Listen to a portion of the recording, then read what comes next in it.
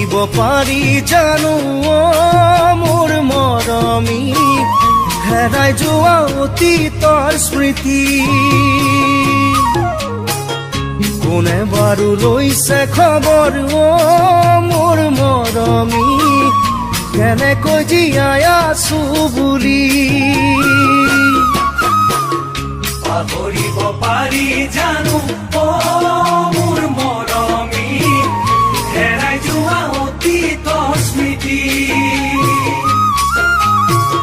কোনে বাৰু লৈছে খবৰ মোৰ মৰমী কেনেকৈ জীয়াই আছো বুলি এনেকৈ এদিন বাগৰি যাম